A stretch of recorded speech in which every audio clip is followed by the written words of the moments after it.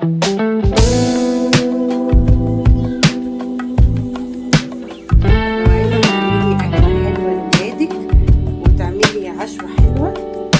وحلوة. تعالي اتفرجي على الفيديو وشوفي هنعمل ايه. برجر فراخ، طريقة سهلة بسيطة، طعم تحفة. ازيكم عاملين ايه؟ النهاردة هنعمل مع بعض برجر الفراخ. معانا هنا صدرين من البانيه متقطع حتت صغيرة كده، هنبدأ نحطه في الكبة عشان نفرمه.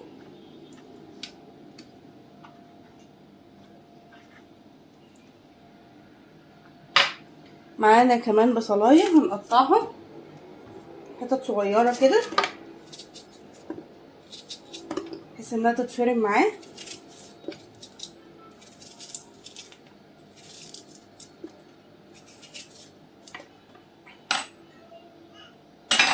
معايا كمان معلقتين من الثوم المفروم. معايا ملح وفلفل و7 بهارات ورشه من جوز الطيب وكمان بابريكا.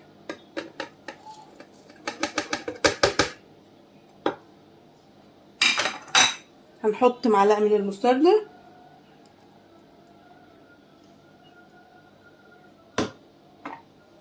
ومعلقه صغيره من الصويا صوص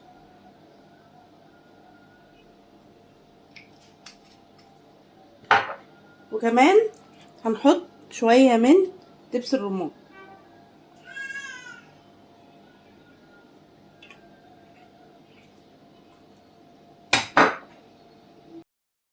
هنبدأ بقى نفرم الفراخ بتاعتنا.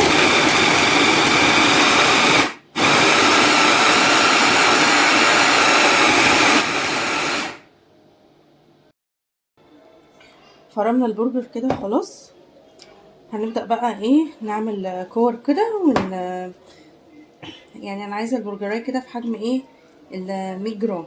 تمام، هبدأ اعملها كده واحطها كده على الميزان. وبعدين هي طلعت ايه 109 ايه.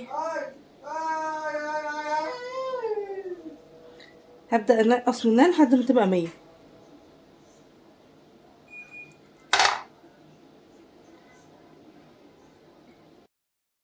هنبدأ بقى كده نجيبها، حطيناها كده في المكبس بتاع البرجر ونبدأ بقى نكبسها كده.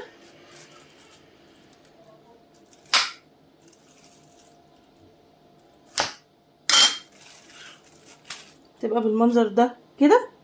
بعدين هنعمل الكمية كلها بقى وبعدين ندخلها الفريزر ساعة.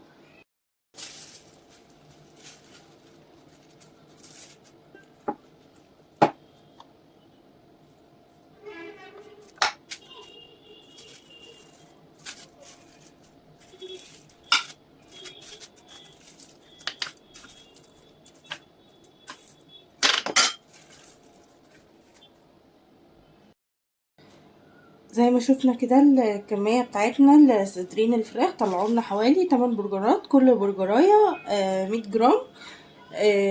بعدين دلوقتي هنسيبه بقى يدخل الفريزر بحيث ان هو يبقى جامد كده وماسك نفسه. وبعدين نطلعه لو هنقلي منه او هنعمله على الشوايه جريل كده.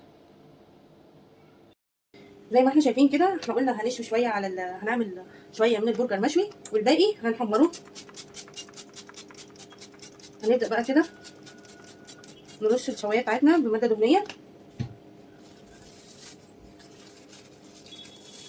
ونجيب البرجر كده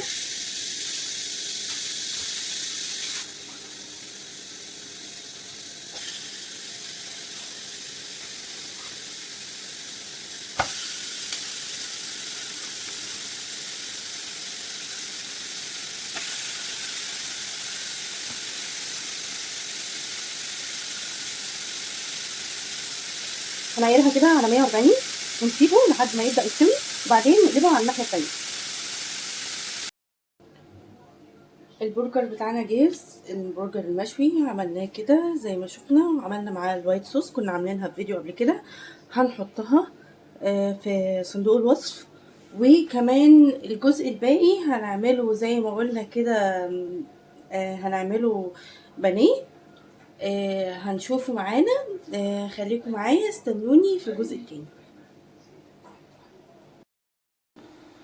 زي ما شفنا عملنا الجزء الاول من البانيه، البرجر عملناه برجر مشوي.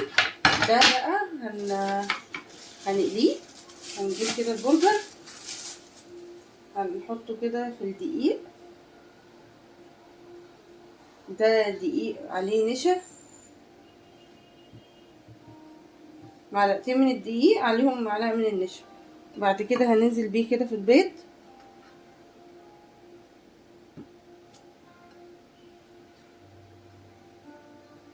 بعد كده هننزل بيه كده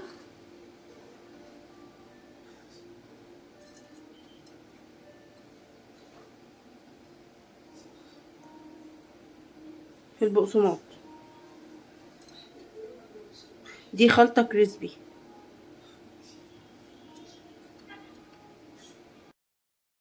كده خلصنا الكمية بتاعتنا. هنسيبها بقى تدخل فريزر برضو شوية بحيث ان هي تمسك على الطبقة بتاعة الفيجيتار والبقسماط، وبعد كده هنطلعها نقليها. مش هنسيبها كتير يعني لان هي كده كده متلجة، هنسيبها حوالي ربع ساعة. هبتدي اجهز معاكم الصوص اللي انا هحطه على السندوتشات. هحط هنا شوية من الكاتشب، وهنا الصوص بتاع البرجر حلو قوي برضو هنحط منه شوية،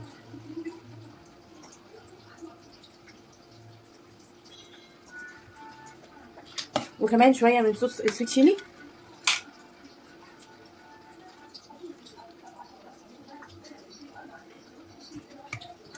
وصوص الهريسه برضو حلو كمان هنحط منه شويه. عايزه اقول لكم يا جماعه الصوصات بتاعت ايلو صوصات تحفه تحفه، طعمها خطير.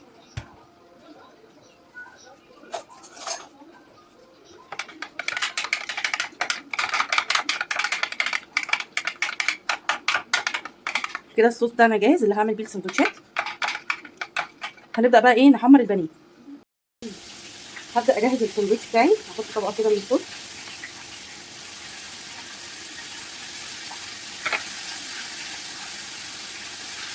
بعدين هنزل بطبقه كده من الكاروتي،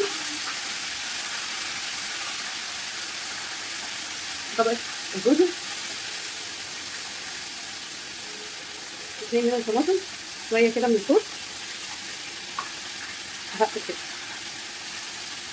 الساندوتش بتاعي هيبقى بالمنظر ده. في ناس بتحب تحط جبنه بس انا مش بحب بصراحه الجبنه. بحب اكل البرجر عموما ساده، سواء اللحمه او الفراخ ما بحبش احط فيه الا الصوص او الكابوتشا بس. لكن في ناس بتحب البصل بقى، الحلقات، الخيار كده، لكن انا بحبه كده. اكلتنا خلصت. اكله سهله مفيهاش اي حاجه. عايزه اقول لكم البرجر ريحته فظيعه وطعمه حلو جدا. لو عجبكم الفيديو ما تنسوش تعملوا لايك وشير سبسكرايب، واستنوني في فيديو جديد ووصفه جديده ان شاء الله.